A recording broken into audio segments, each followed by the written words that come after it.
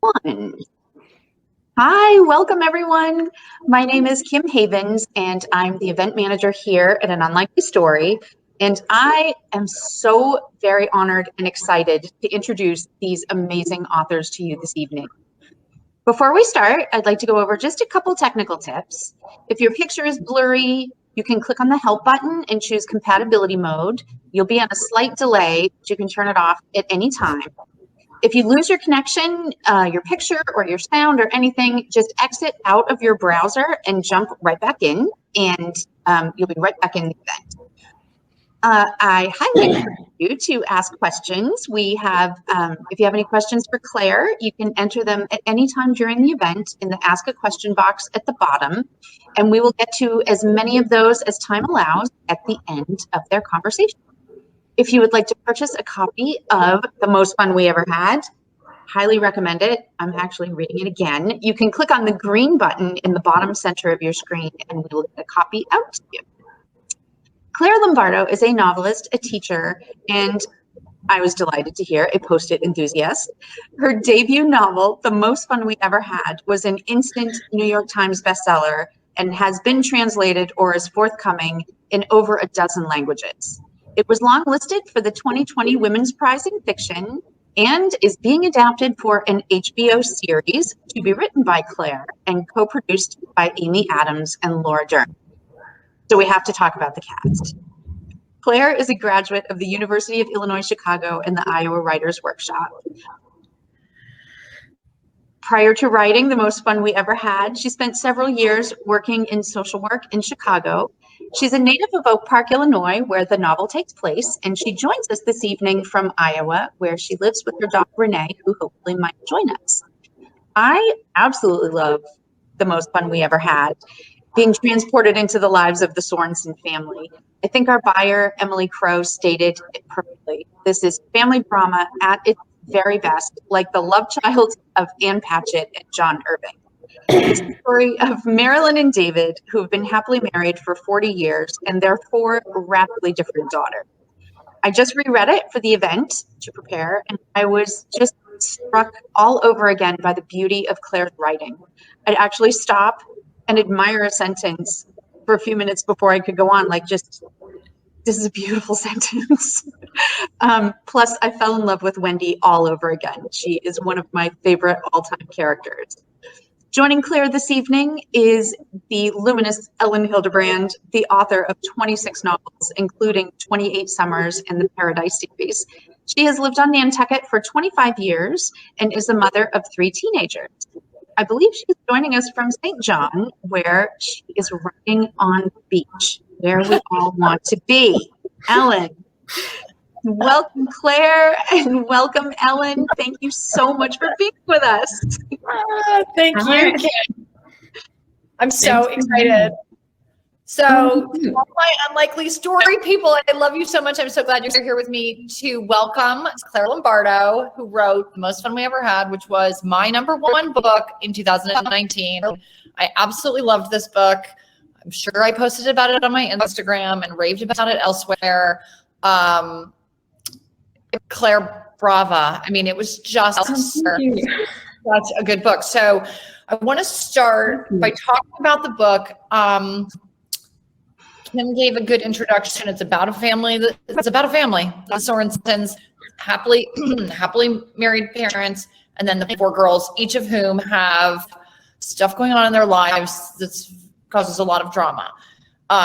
What I loved most about the novel is there's one sort of large ongoing drama throughout the book, and then there are smaller threads of drama, which I love that, because every page gives us something. It's a present on every page, and you're either learning about the larger sort of overarching drama, or you're learning about one of the smaller dramas. And then there's like a surprise about 3/4 of the way through that nobody can believe, which I am not going to spoil.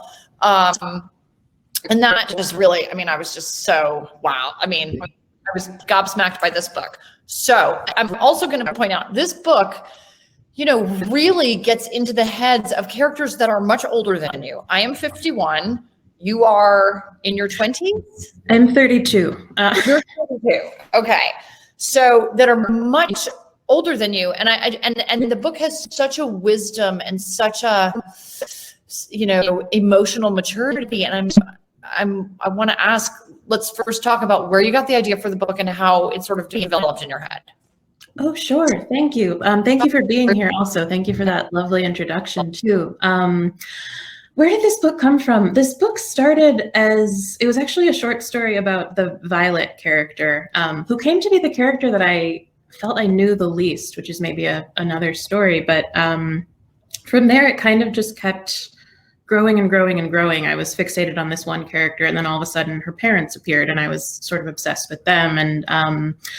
And then Wendy came onto the scene, and Wendy was such a fun character to write because all she does is misbehave constantly and say the thing that she's not supposed to say. So she kind of wrote herself. And so at a certain point, I think I sort of became obsessed with this idea of just spending as much time in a house with a family as I could. Partially just because I, as a person, am sort of voyeuristic and nosy. Like I like, you know, spying on other people and knowing their stories. And I wanted to see if I could replicate that in a novel. So yeah, the book kind of just kept growing and growing and growing. And, you know, as in life, things sort of crop up, plot happens, people misbehave, people lie, people, you know, keep secrets from each other, and that kind of, you know, this, you know, that makes story. So it sort of grew from there. Okay, and I'm sure people ask you this all the time. So you grew up in Oak Park, the book is set in Oak Park. Did you use any part of your actual family in this? And like, were they freaking out or? I did not, and yes, they were. That's my twofold answer. Yeah, it's not an autobiographical novel by any stretch, but there are like a lot of, you know, sort of surface similarities. Like you said, I grew up in Oak Park. I come from a big family. I have multiple sisters. And I think at the outset, everyone in my family was quite apprehensive. But I gave it to one of my sisters first to sort of vet it. And she called me after the fact and she said, "This isn't about our family." And she was like, "I don't recognize myself." And I was like, "No, I know, that's the point." So yeah, it's been 2 years now since it's all of the dust has settled for the most part. There's no residual drama that I'm aware of. Yeah. So I'm interested by the fact that you worked as a social worker in Chicago, which I'm sure was very challenging. Can you talk a little bit about that work, and then if it did inform this novel, especially in terms of the Jonah character? Sure, yeah. So yeah, I worked from the time I was 19 until I was 25, I think. I worked at the Chicago Coalition for the Homeless, and I was a paralegal, but I was also doing a lot of community outreach, primarily in like domestic violence and family shelters. And I also did some work with unaccompanied homeless youth. So that job made me into the person that I am and made me into the writer that I am. You don't see a lot of those any of those stories really on the pages of The Most Fun We Ever Had. But I think my knowledge of and fascination with other people kind of blossomed there. I was really just privy to other people's lives, and you know, people were sharing these incredibly intimate stories with me, and I had to learn how to do that tactfully and respectfully and proactively to be able to help people help themselves and help people sort of craft their own narratives. So there was that arm, and then, you know, people have asked me about Jonah. I actually had a weird sort of toxic interaction with a person in a book club a few weeks ago who said, you know, she said, I didn't buy him at all. There's no way that a kid who has gone through that much trauma could be so resilient. And I was so flustered that I didn't argue back with her. But now that I'm thinking about it, like I ran the gamut of kids who had been through terrible things, and some of them made it and some of them didn't. And that's just how we sort of operate as people. So Jonah is an incredibly resilient, kid who's gone through trauma. And so I think I was thinking in part about the kids that I worked with, just the sort of kids who are accustomed to instability, kids who have only ever known instability. And that's very much Jonah. Jonah has only ever known what it's like to not be able to trust people or to not be able to know, what's next. And then he's suddenly in this family who takes that for granted completely. So I was interested in playing with that sort of schism. Right. Yeah. I found him very compelling. Oh, thanks. Okay, so I'm dying. You're the very first author. I've talked to a lot of authors, Claire, right? I've done, interviewed Nick Sparks and John Grisham and Kristen Hanna in the last 6 months. But wow.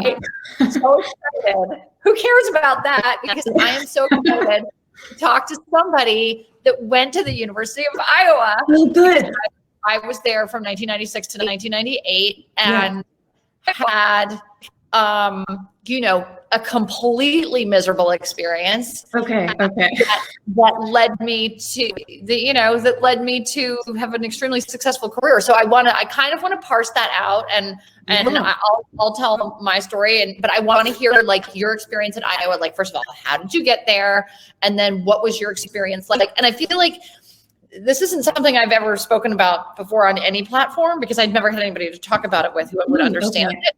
But so for the readers who are watching, the University of Iowa Writers Workshop is like this bizarre, extremely elite writing program at a public university at the University of Iowa. And it's like a special program that you apply for, which then once I got there, you realize like how incredibly competitive it is to get in. I mean, thousands and thousands and thousands and thousands of people apply each year and they take 25 people.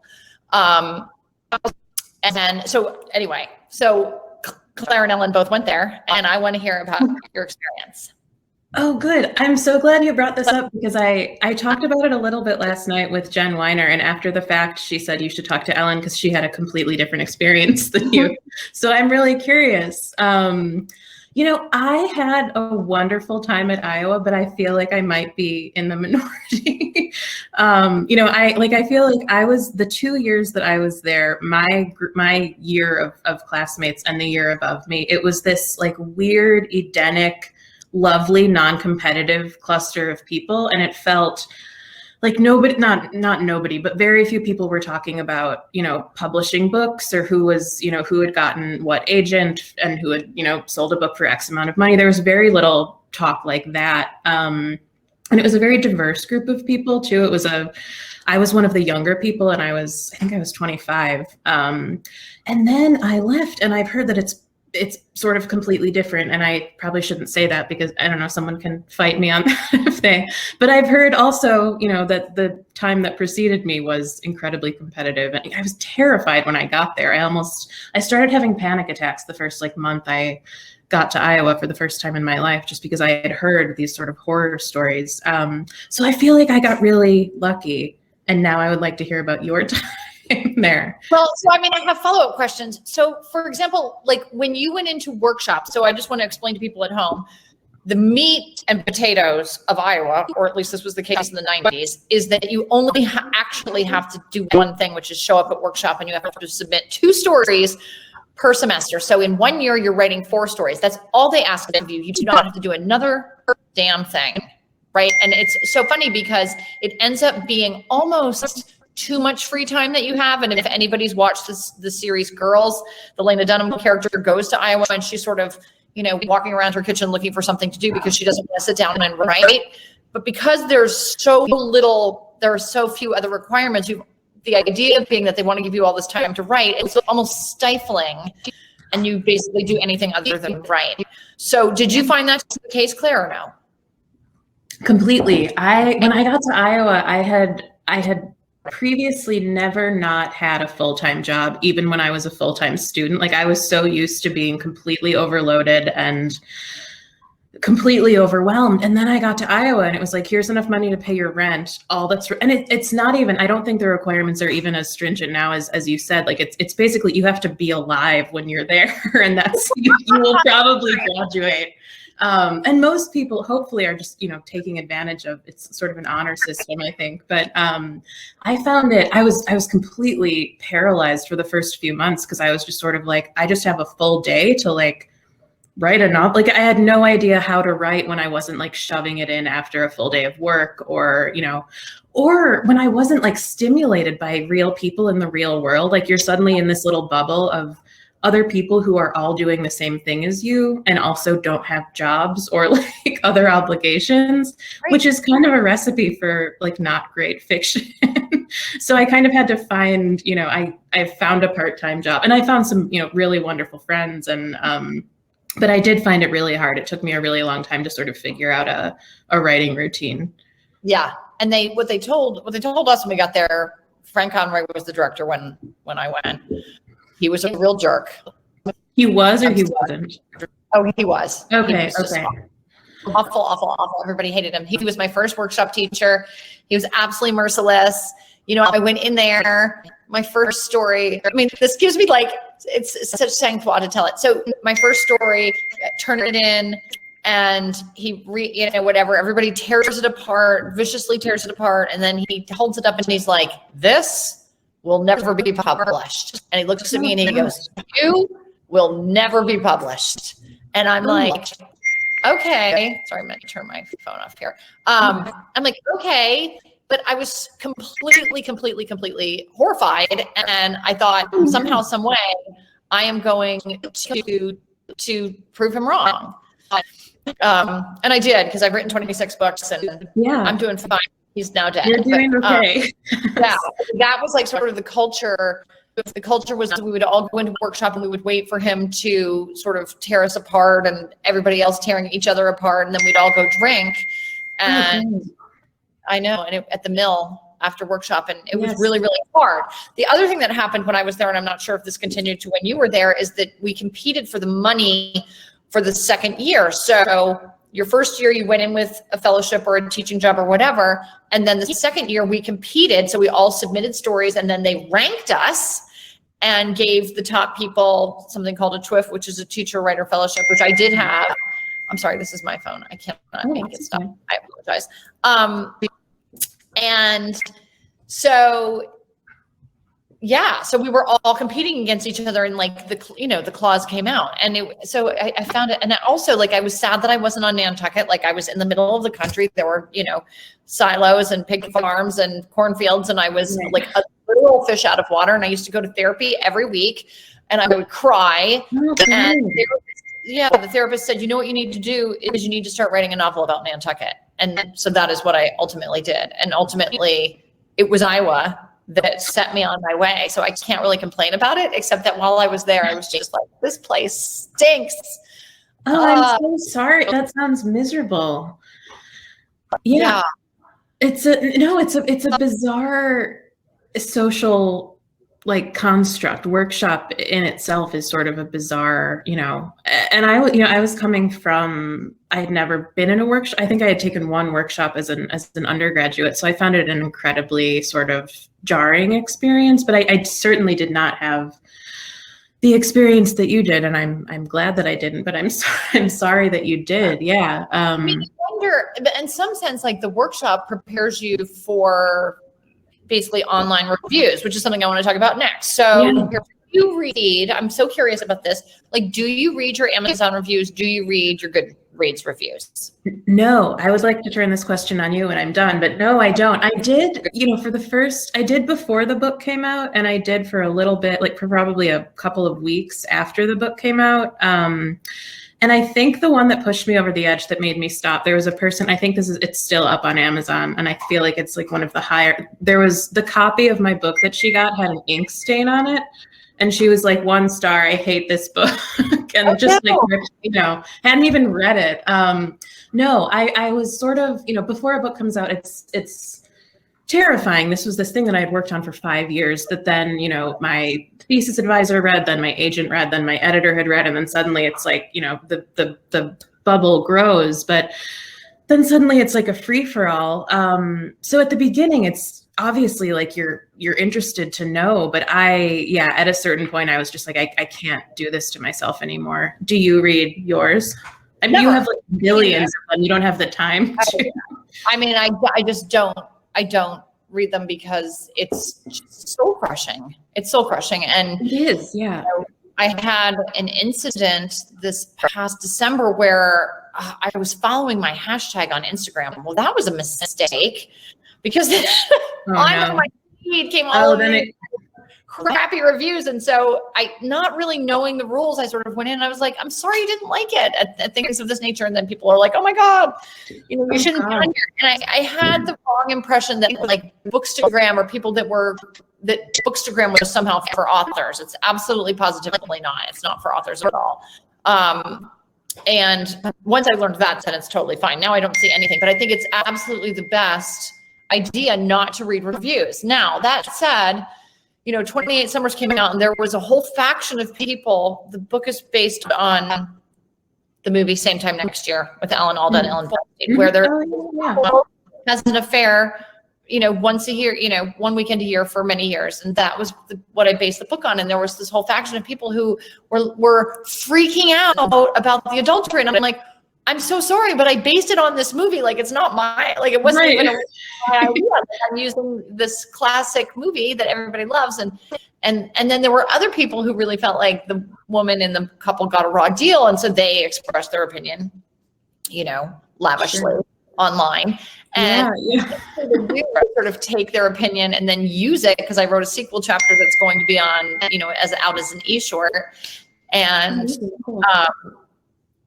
so I was able to sort of use that criticism and then address it, like in the sequel. Oh, interesting.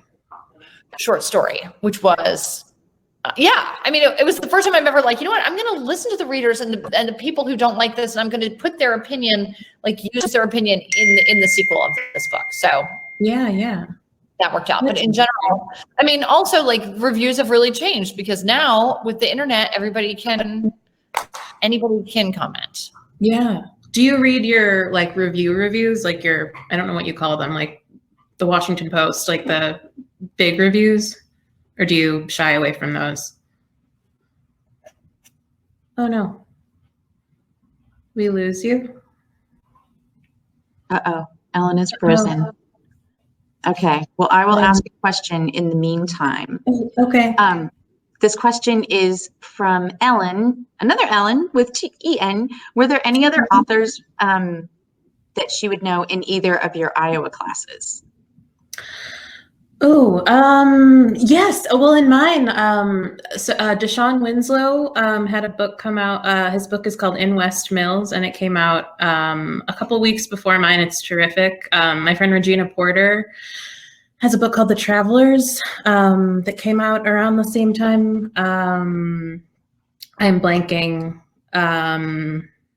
at the moment, but yeah, but those are, a couple. That's sort of the fun thing about going to school for writing, is that you sort of get to see people whose work that you were reading in its nascent stages suddenly be a physical book, which is always, it ceases to be exciting. Right. That sounds kind of scary, I have to say. I get What's that?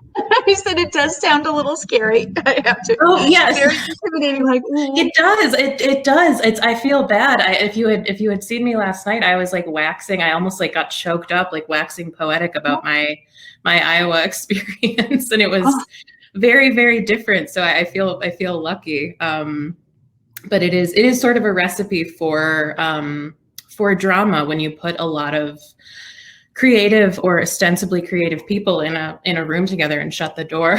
Right. It's sort of a scary thing.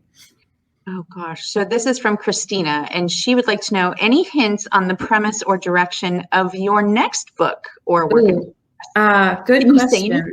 Oh, Ellen's back. Okay. Hi. Sorry. That's okay. That was the strangest thing. Hold on. My computer, it was like it was struck by lightning. It just like there was like an electronic zoom, and it went black. Anyway. Oh gosh. It was totally terrifying. Hi, thank you. Yes. And I did just hear the question, Kim. So, and I'm interested too. So I was hoping that you would let me off the hook for that one. I can ask Ellen too. So, I would be curious to hear. I am working on another novel that is, it's actually the project I was working on when I was at the workshop, and I don't want to say too much. I also don't know that I can articulately say too much. It is also about a marriage. It's a very different marriage than David and Marilyn's marriage in The Most Fun We Ever Had, but it is very much also a novel that's interested in, or I as the writer am interested in just it's not a very plotty novel. I'm so bad at selling my own work. I'm like, all my books are really long and they don't have plots and they're about really boring people. That I'll stop there before I dig myself further into a hole. What about you, Al? I have a book coming out on June 1st, Golden Girl, which is about a novelist on Nantucket who goes out running and gets hit and killed on page 1, and gets hit by a car and killed on page 1. And she ascends to the beyond, where she's assigned like an administrator, like a person named Martha, who is like, okay, that was really unfair. I'm going to give you the summer to watch over Earth Below and your kids. She's got 3 grown kids. I'm going to give you the summer to watch over your kids. Then you can use 3 nudges and sort of influence outcomes down on Earth. And so it's split between the kids and her best friend and her ex-husband and everybody who's like mourning her loss, and yet life goes on and they all have all these dramas, and then her watching, and she's learning their secrets and they're learning her secrets, and she's freaking out. I mean, it's fun. It's fun in that way. And it will come out June 1st, and I'm down to one book a year, which I'm thrilled about. So that's great. Only one. Only one. I know. So I want to talk about your show. I'm so excited because I'm a TV junkie. And when I say TV junkie, I mean, I have my computer in bed when I go to sleep and I watch shows. But like the most fun we ever had is precisely the kind of show I want to watch. And I feel like a lot of women feel that way. Oh, thank you. I hope so. Can you talk about it, or is it still? I don't have much to say. I wish I had some like exciting news. It's still a possibility. I think, we were talking about, and I'm sure you've had this experience tenfold, Ellen, but the TV world then the adaptation world is, I feel like my perception of it as just a consumer of media was like, oh, a book gets bought and then a year later it's a show featuring X, Y, or Z. And I have found it to be, everything takes 9 years to like every step of the process.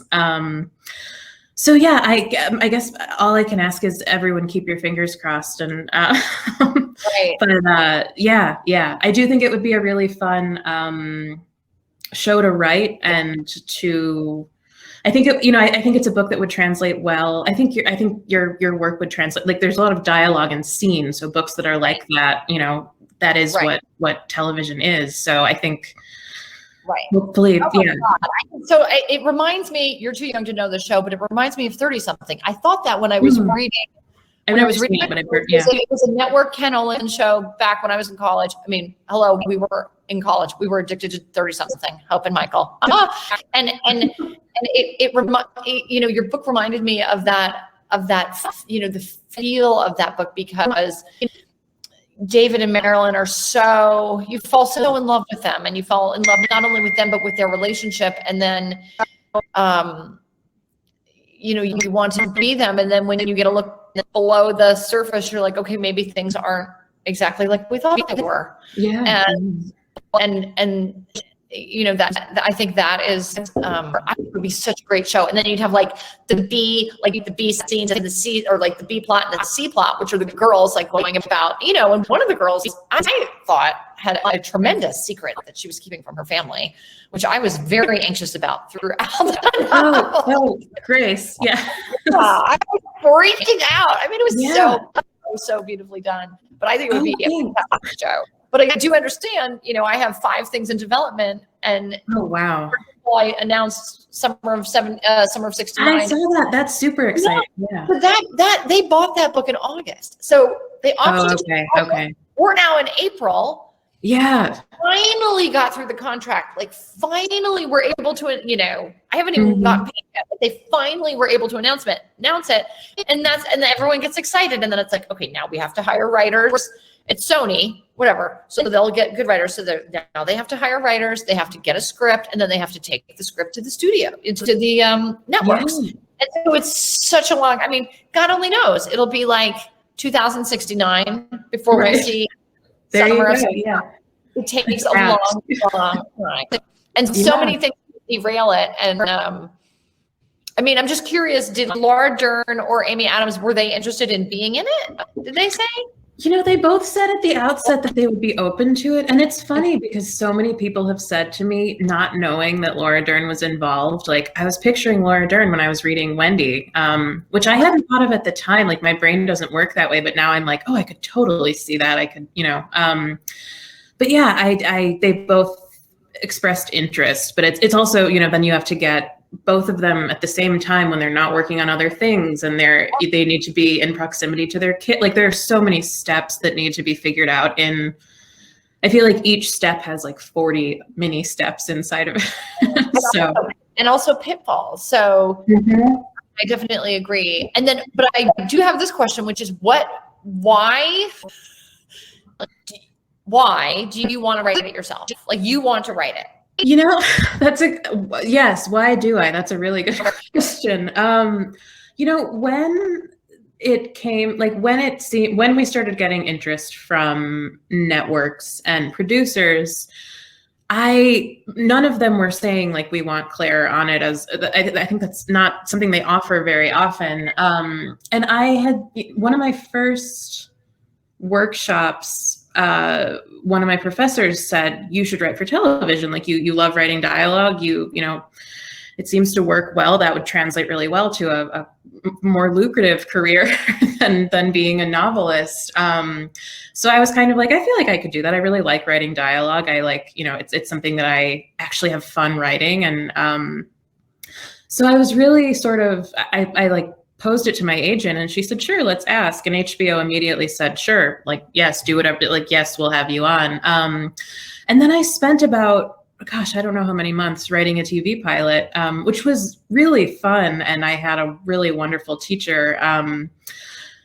But it's really different than writing. And in some ways it was, it's a collaborative process. So it was in some ways more fun than writing a novel. But there are so many constraints that you don't have when you're writing a book where, essentially in a script, everything that happens has to be in dialogue or in, stage direction or, that coming later from a director or whatever. But that's really difficult.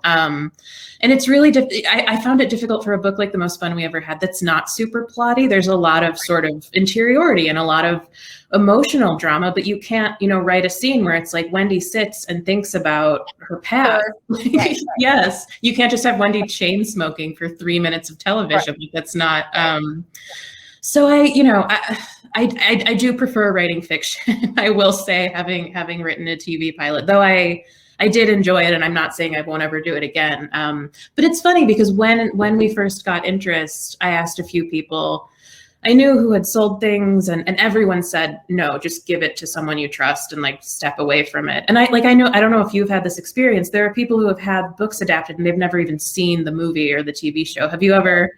No. Okay.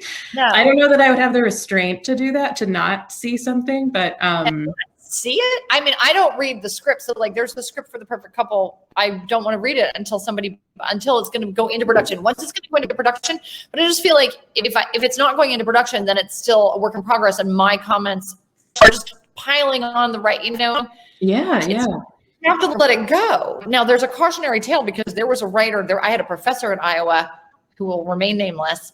He had a book that was made into a movie. The movie was literally like one of the 10 worst movies of the year. And if I said the name of the movie, you would be too young. But like certain people would be like, oh God, that movie was awful. And here it was this beautiful book.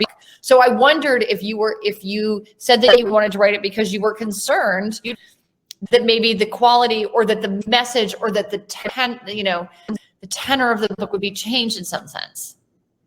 That first of all, I would like you to tell me who the person is after this. I'm going to probe you on this. But I was sort of worried about that because I don't know. I think I was concerned about maybe people just pulling the plotty elements of Most Fun and not retaining the sort of, like, David and Marilyn are not, they're cinematic because they're like beautiful people who love each other, but there's not like a ton of plot in their story, but it's the heart of the book for me. And so there were certain things that I was kind of like, this is really important to me. And it would make me really sad if this just became a TV series about two sisters who are constantly sparring or, So I was worried about that. I don't know that it's not that I sound apathetic, and I'm not, but I think I've just sort of become jaded by the process. But I think at the outset, when the novel was still, because it got optioned, God, it was so long before I could even tell anyone. It got optioned way before the book even came out. And I was still so like vulnerable and attached to the book and to these characters. And I hadn't had the bad Amazon reviews yet. And I hadn't like seen it out in the world. So I felt really protective of this thing that I had, you know, spent so much time with. So I think part of me was nervous about that. Yeah. Right. I mean, I don't write television. I mean, I always say, like, when I go into these meetings, they say, do you want to write it? I'm like, oh no. Oh God, no. Yeah. I just said meetings about Golden Girl. I'm like, I will not be writing it because I don't write television. I don't know how to write television. I love to watch it. I feel like this is the golden age of TV because, you know, with streaming, you can do whatever you want. You're not like, there's so much. Yeah. But anyway, all right. Well, I'm really going to hope for you because that is the kind of show that I feel like is missing on television, like the big family drama, like 30 something used to be, or like even like go back to like 8 is enough, like the big family and like just like the Brady Bunch, honestly, like just the big family we love all kind of thing, only obviously with a little bit more gravitas. But okay, I'm going to hope that happens for you. Because we're going to keep this to 45 minutes, we should start taking questions. So sure. Let's see. So somebody asks, how did you get published? So can you talk a little bit about, like, were you at Iowa? Were you out of Iowa? Like, how did you find your agent? How did you submit your book? That kind of thing. Sure. Yeah. I was at Iowa. I met my agent. I think I was in my second year at the workshop, and I don't know if it was this way when you were there. They had agents cycle through, I think 4 or 5 a year to meet with students.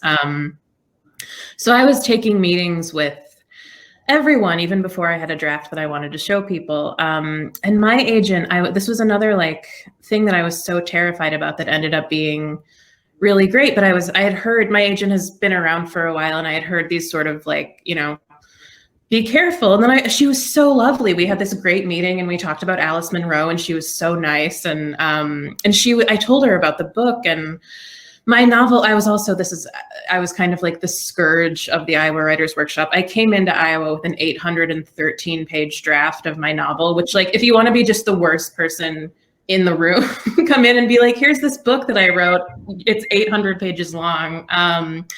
But I told Ellen, my agent is also named Ellen. I told her, you know, it's kind of long. It doesn't really have a plot. And she was like, all right, send it to me. And she read it really quickly and ended up being she's a terrific reader. So I met her, and then it was the December after I graduated, and I had stayed another year to teach. So we sold it a few months after I graduated, which was really exciting.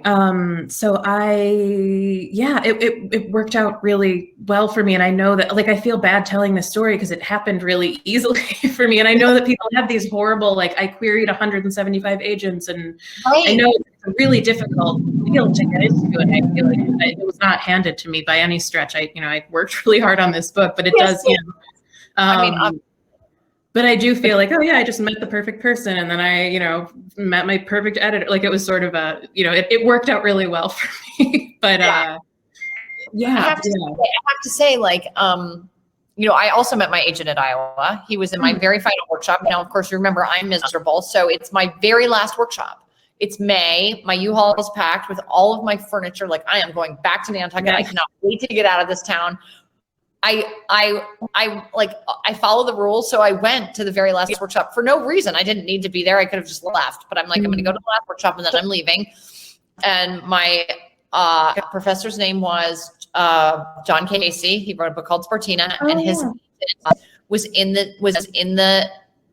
workshop, and his name was Michael Carlisle. And he, at the end of class, he said, "Which one of you lives on Nantucket?" And I said, "Oh, that's me." And he says, "Do you mind staying after class so we can chat?"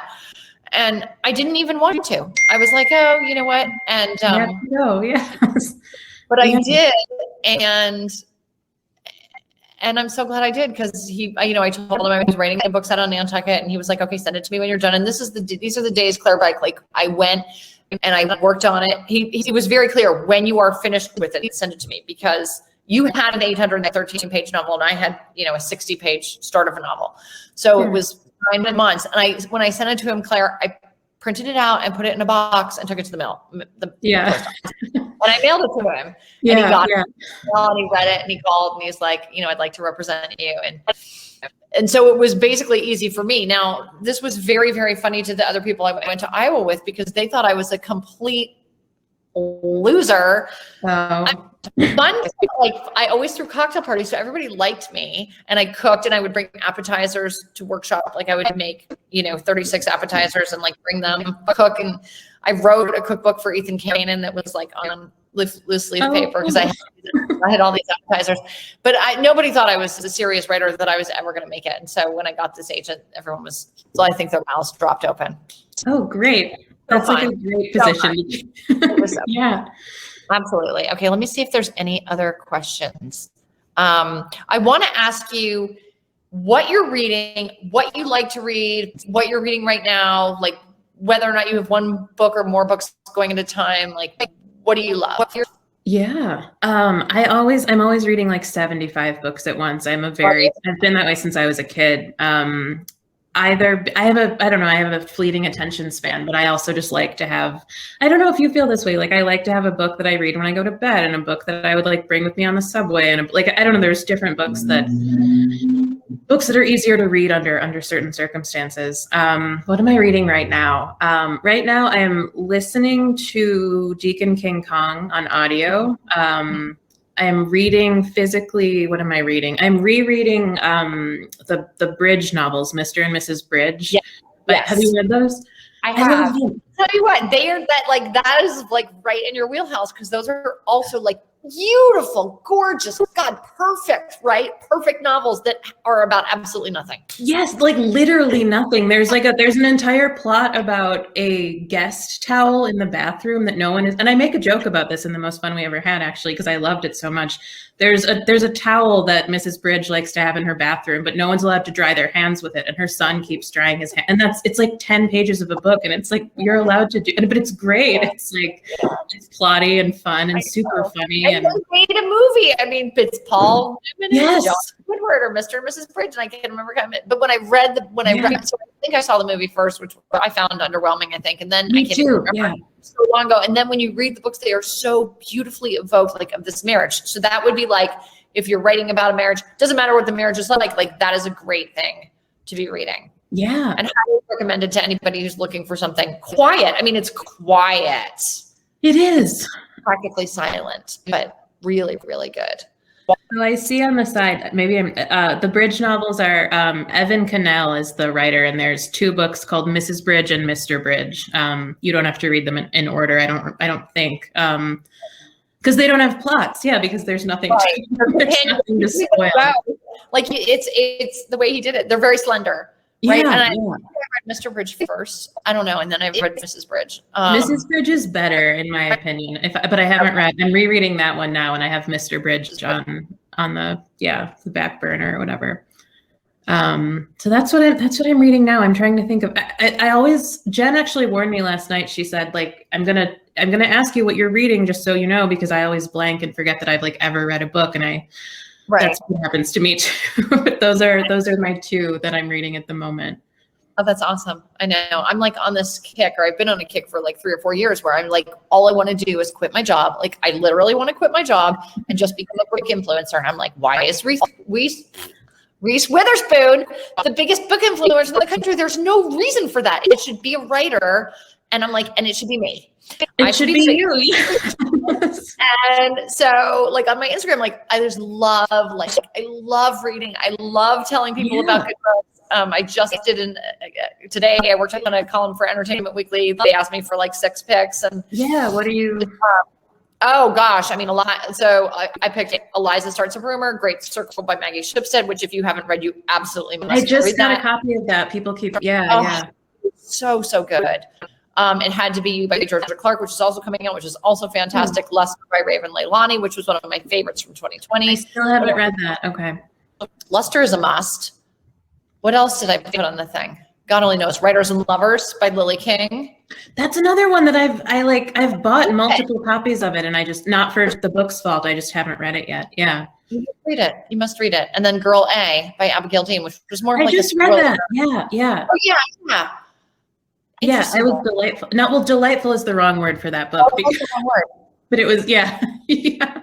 But I was really excited for that book. It was, yeah. Okay, so that is all I have. I mean, I could talk to you forever and day. Like what? Unlikely Story posted the link to Mrs. Bridge. You got to get Mr. Yes. Bridge and Mrs. Bridge. Yeah, I can't find Mr. Bridge. Maybe it's the inferior one, so it's okay.